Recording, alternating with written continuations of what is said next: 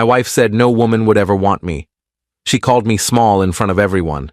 I didn't react. I said, "All right." I adjusted my watch. I walked out calmly. But she wasn't expecting who was waiting. I'm 36. I've been married for 8 years.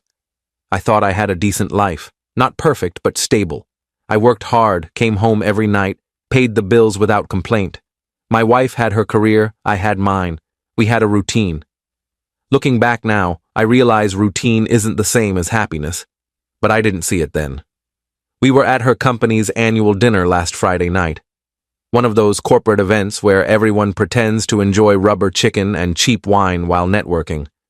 I wasn't thrilled about going, but she'd been insistent for weeks, said it was crucial for her image at work. So I put on my best suit, the navy one she'd bought me for my birthday, and showed up with a smile. The evening started fine.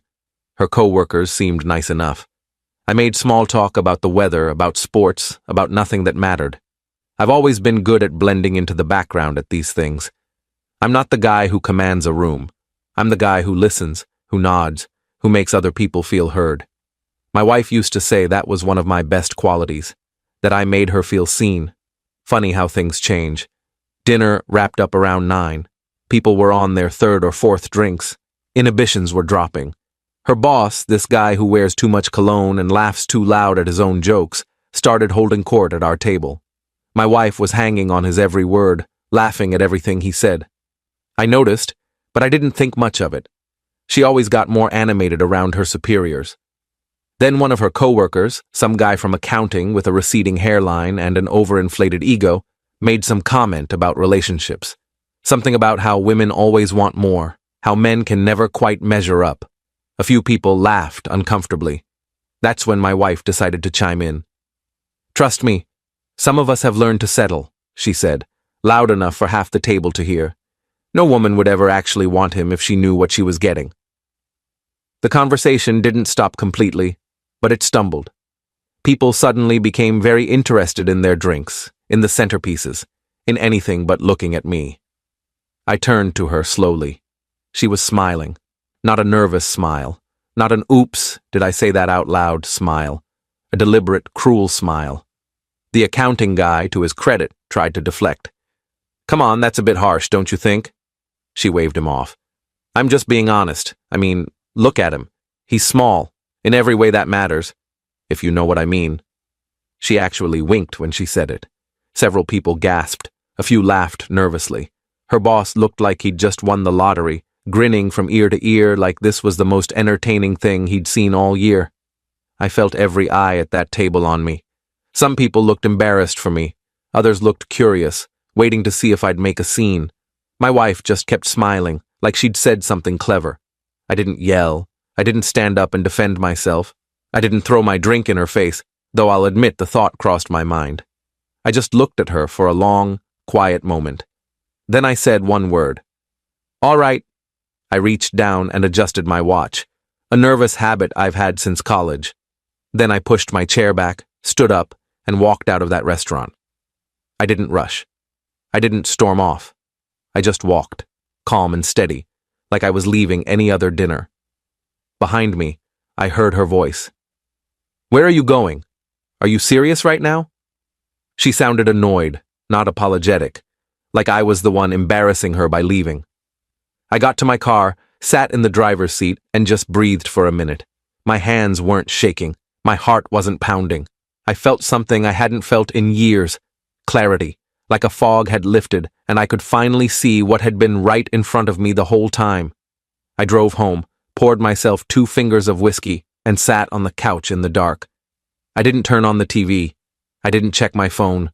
I just sat there, thinking about every little comment, every subtle dig, every moment over the past 8 years where she'd made me feel exactly how she'd described me tonight. Small. She came home around midnight. I heard her heels clicking on the hardwood floor, heard her purse hit the counter with more force than necessary. She was drunk. I could tell by the way she moved, loud and uncoordinated. "Are you seriously mad about a joke?" she said, her words slightly slurred. Everyone was laughing. "You're being so sensitive right now." I didn't turn around. "It wasn't a joke." Oh my God, here we go. She walked around the couch to face me. You're going to pout now? Give me the silent treatment like a child? No, I said calmly. I'm going to bed. You can sleep in the guest room tonight. She blinked at me, confused. Excuse me? You're kicking me out of my own bedroom? It's not your bedroom, it's our bedroom, and right now I don't want you in it. She laughed, but it sounded hollow. You're actually serious? Over a stupid joke at a work dinner? Yes, I said. I'm serious. Her face changed then. The amusement drained away, replaced by something cold. You're pathetic. You know that? This is exactly what I was talking about. You can't even take a joke. You're weak. I stood up, looked her directly in the eyes. Go to the guest room. She called me more names. Controlling. Manipulative. She said I was proving her point, that I was small in every way that mattered.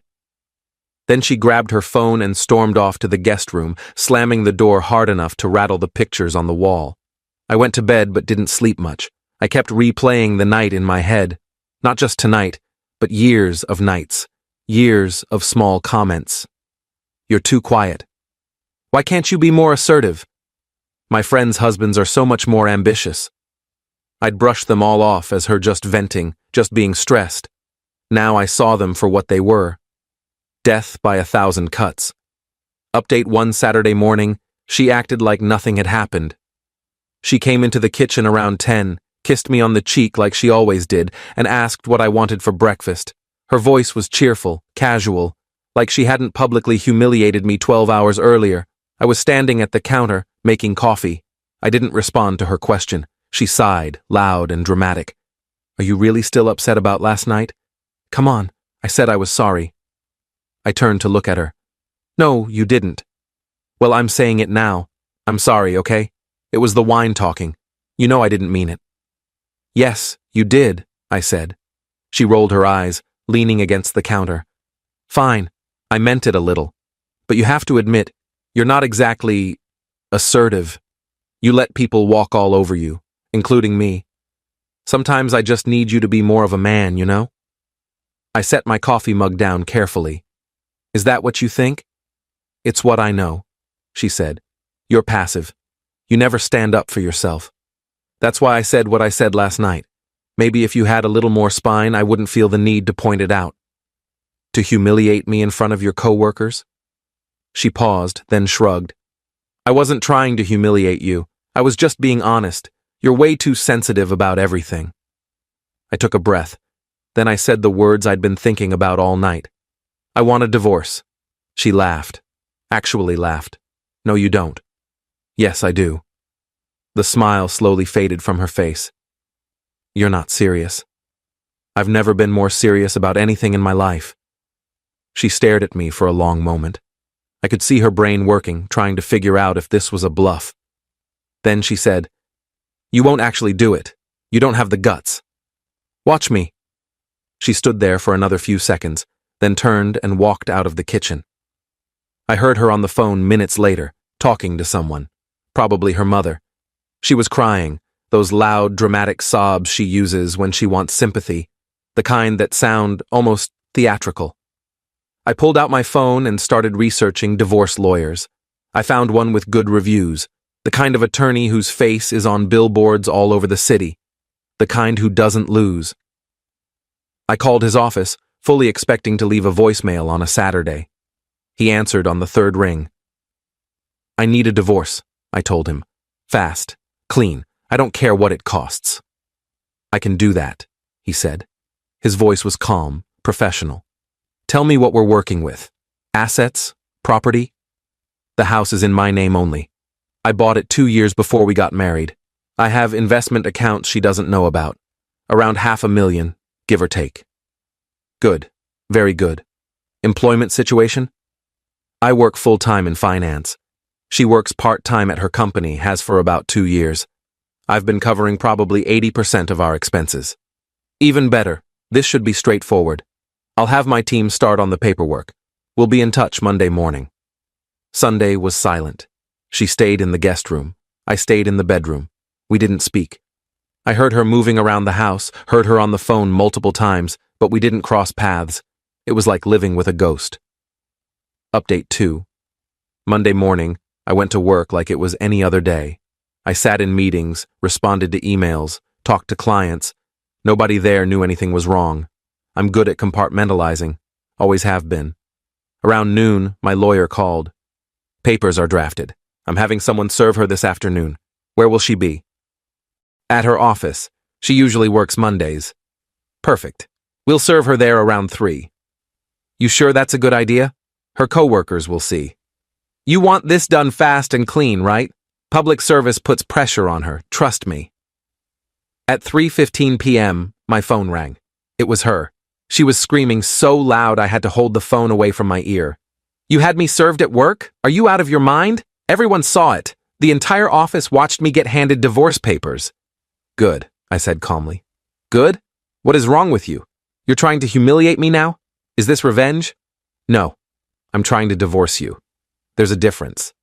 Her voice broke. I can't believe you're actually doing this. Over one comment. One stupid comment at a dinner. It wasn't one comment, I said. It was 8 years of comments. I'm just finally listening to them. She hung up. That evening around 6, she showed up at the house with her mother in tow. Her mother has despised me from day one. She's always thought I wasn't good enough for her daughter, not successful enough, not exciting enough, not whatever enough. She walked into my house like she owned the place. You need to stop this nonsense immediately, her mother said, not even bothering with a greeting. You're being childish and vindictive. She made a mistake. Everyone makes mistakes. She's made a lot of mistakes, I said. I'm done forgiving them. You're going to destroy her reputation. Everyone at her company is talking about this. You're ruining her career over your fragile ego. That's not my problem anymore. Her mother's face went red. You're a pathetic little man. No wonder she said what she said. You're nothing. You've always been nothing. My daughter could have done so much better. I smiled at her. Actually smiled. And yet, I'm the one who owns this house. I'm the one with the money. I'm the one with the lawyer who charges more per hour than you probably make in a week. So if I'm nothing, what does that make you? She opened her mouth, closed it, opened it again. No words came out. My wife was crying in the corner, mascara running down her face. Her mother grabbed her arm and they left without another word. Update 3. The next 3 weeks were a masterclass in psychological warfare. My wife tried everything in the playbook. First came the apologies. Long, tearful phone calls where she swore she'd never meant any of it, that she loved me, that she'd do anything to fix this. I didn't answer most of them. The ones I did answer, I kept short. Talked to my lawyer. Then came the threats. She'd take me for everything I had. She'd tell everyone what a terrible husband I'd been. She'd make sure I never saw a cent of my money. Her lawyer apparently informed her that none of those things were legally possible, so that phase didn't last long. Then she started showing up at my office. First time she was calm, asking to talk. I had her escorted out by security. Second time, she was crying, begging. Security again. Third time, she was screaming in the lobby about what a monster I was. Security called the police. She didn't come back after that. Her coworkers started reaching out to me on social media. Apparently, she'd been spinning quite a story at work. I was abusive. I controlled all the money. I'd isolated her from her friends and family. I'd threatened her. None of it was true, but she needed a narrative. She needed to be the victim. Most people blocked her or ignored her messages. But one person, the accounting guy from the dinner, sent me a message I didn't expect. Hey man, I just wanted to say I'm sorry about what went down at the dinner. That was completely out of line. Also, I don't know if this matters to you now, but I think you should know something. She's been seeing someone from work. Has been for at least 3 or 4 months that I know of. Thought you deserved to know. My heart didn't race when I read it. I felt vindicated. I wrote back, Who? His response came immediately. Her boss. The guy who was sitting at the head of the table that night. Of course it was him. The pieces fell into place so perfectly it was almost funny. The late nights at the office, the sudden interest in her appearance, the way she'd been hanging on his every word at the dinner, the way he'd grinned when she humiliated me. I forwarded the message to my lawyer. He forwarded it to her lawyer. 2 days later, her lawyer called mine. They wanted to settle. She'd sign whatever we put in front of her. The meeting was set for the following Monday at my lawyer's office. Nice building downtown, all glass and steel and expensive art on the walls. Her lawyer was there when I arrived. Then she showed up. She looked terrible. No makeup. Hair pulled back in a messy ponytail. Dark circles under her eyes. She wouldn't look at me as she sat down across the table. Her lawyer slid the papers across. My client agrees to all terms. No alimony, no claim to the house or any property acquired before the marriage. She keeps her car and her personal belongings. That's the extent of it. My lawyer looked at me. I nodded. I signed every page. She signed every page. The whole thing took maybe 15 minutes. 8 years of marriage ended with signatures on paper. As we were walking out, she grabbed my arm in the hallway. Her touch felt foreign. "I didn't mean it," she whispered. "Any of it. I was drunk. I was stupid. I love you. I really do love you." I looked at her hand on my arm. Then I looked at her face. Really looked at her, maybe for the first time in years. "No, you don't," I said quietly. "You never did. You loved what I provided, the stability, the house, the safety. But you never loved me." I pulled my arm away and walked to the elevator. She was crying behind me. I didn't turn around. Update 4. 2 months after the divorce was finalized, I was settling into my new life. I'd sold the house, too many bad memories soaked into those walls. I bought a condo downtown, smaller but modern, with floor-to-ceiling windows overlooking the city. It felt clean, new, mine. Work was good. Actually, work was better than good. Without the constant stress of a failing marriage, I'd thrown myself into a project I'd been putting off for years. My boss noticed. I got a promotion. Not a small one either. Senior position, significant raise, corner office. The kind of success I'd always been capable of but never quite reached because I was too busy managing someone else's emotions. Then, one Tuesday afternoon, I got a call from an unknown number. Usually I don't answer those, but something made me pick up. "Hi, is this you?" The voice was male, young, uncertain. "Who's asking?" "My name is..." "Look, this is weird. I'm calling because I think you should know something about your ex-wife." I almost hung up. Then curiosity got the better of me. "I'm listening." "I work at her company. Worked, actually, past tense. The whole place is imploding right now. Your ex and her boss, the one she was seeing, turns out they weren't exactly subtle. HR launched an investigation after someone filed a complaint. Apparently, there were some pretty inappropriate emails. Company property, company time. They both got fired last week." I sat down at my desk. "Why are you telling me this?" "Because she's been telling everyone that you're the reason she lost her job, that you called her company and made up lies about her. I was there that night, at the dinner. I saw what she did to you. I just thought you should know what she's saying now, in case it comes back to you." "I appreciate the heads up," I said, "but I haven't contacted her company, haven't spoken to anyone there." I figured. "Look, man, I just wanted you to know she's not doing well. I heard she moved back in with her mom. The guy, her boss, he dropped her the second they both got fired. Didn't even last a week after that." We talked for a few more minutes. He gave me details I didn't really need, but listened to anyway. After we hung up, I sat there for a while, processing. I didn't feel happy about her situation. I didn't feel sad either. I felt nothing. She was a character in a story I'd finished reading. That weekend, I went to a charity event one of my colleagues had invited me to. I almost didn't go. I've never been big on those things. But my colleague had insisted, said I needed to get out more. So I went. That's where I met her. The woman from the coffee shop I'd mentioned before. Turns out she was volunteering at the event. We'd chatted a few times when I'd grabbed coffee near my building, but this was different. She was different outside that coffee shop. Confident. Funny. She made me laugh more in 2 hours than I'd laughed in 2 years of my marriage. We exchanged numbers, started texting, then coffee dates turned into dinner dates. She didn't know about my ex. I mean, she knew I was divorced, but I didn't dump the whole story on her. She didn't need to carry that weight. Update 5.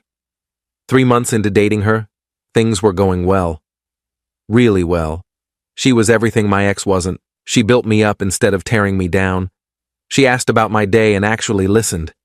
She laughed at my jokes, even the bad ones. She made me feel like I mattered. Then one Saturday afternoon, I got an email from my ex. The subject line was just, "Please read this." I almost deleted it without opening it. But something made me click. The email was long, pages long, a rambling mess of apologies and justifications and excuses. She said she'd made the biggest mistake of her life. She said she'd been in therapy, working on herself. She said she understood now how badly she'd hurt me. She said she wanted another chance. She said no one would ever love me like she did. I read the whole thing. Then I read it again. And I felt nothing. No anger, no sadness, no temptation to respond or engage. Just nothing. I deleted it. The woman I was dating, we'll call her my girlfriend now because that's what she was becoming, noticed I was distracted that evening. We were at her place, cooking dinner together. "You okay?"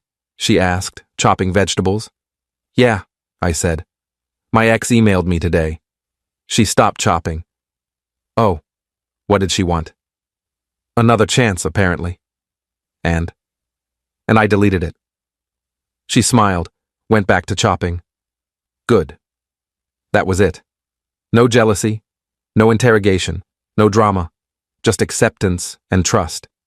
It was such a foreign feeling that I almost didn't know how to process it. A week later, I ran into someone from my ex-wife's company. We were at the same restaurant, and he recognized me. He came over to say hello. "Hey man, how've you been?" "Good," I said. "Really good, actually." "That's great to hear. Listen, I just wanted to say, we all felt terrible about what happened at that dinner. That was so out of line. And just so you know, most people at the company were on your side. We thought what she did was inexcusable." "I appreciate that." "Yeah, well, karma has a way of working things out. She's not doing great from what I've heard. Still living with her mom. Can't find work. Put you down as a reference on a job application, can you believe that? Obviously, that didn't go well for her when they actually called you." "They didn't call me," I said. "Oh, well, maybe they will. Just thought you should know." We chatted for a few more minutes, then he went back to his table. My girlfriend asked what that was about. I gave her the short version. She squeezed my hand. "You know what I love about you?" she said. "What?" "You don't talk about her, you don't obsess, you don't let her live in your head, you just moved on. That takes strength." I'd never thought about it that way, but she was right. I had moved on, completely.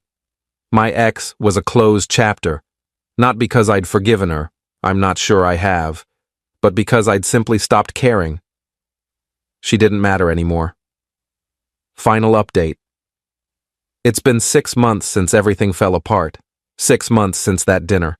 The divorce has been finalized for 4 months now. I'm in a completely different place, literally and figuratively. I'm still in my downtown condo, still at the same company, but in that new senior position that challenges me every day. My girlfriend and I are still together. We're taking things slow, which feels right. No rush, no pressure. Just two people enjoying each other's company. Last month, I heard through the grapevine that my ex got engaged. To some guy she met at a bar, apparently. 3 months of dating and they're engaged. Her mother is thrilled, from what I've been told. I guess she finally found someone who meets her standards. When I heard the news, my girlfriend was worried I'd be upset. I wasn't. I genuinely wished my ex well, not because I'm some saint, but because her being happy somewhere else means she'll finally stop trying to worm her way back into my life. I saw her once, about a month ago, completely by accident. I was at a restaurant with my girlfriend, and my ex walked in with her fiancé. We made eye contact for maybe 2 seconds. She looked like she wanted to come over. I looked away and kept talking to my girlfriend like nothing had happened. My ex left 10 minutes later. My girlfriend asked if that was her. I said yes. She asked if I was okay. I said yes. And I meant it. People ask me sometimes if I'm angry about what happened. About the 8 years I wasted on someone who treated me like I was disposable. I'm not angry. Anger requires investment. Anger means you still care. I don't care anymore. She's just someone I used to know. Here's what I learned from all of this. When someone shows you who they really are, believe them. Don't wait for a second demonstration.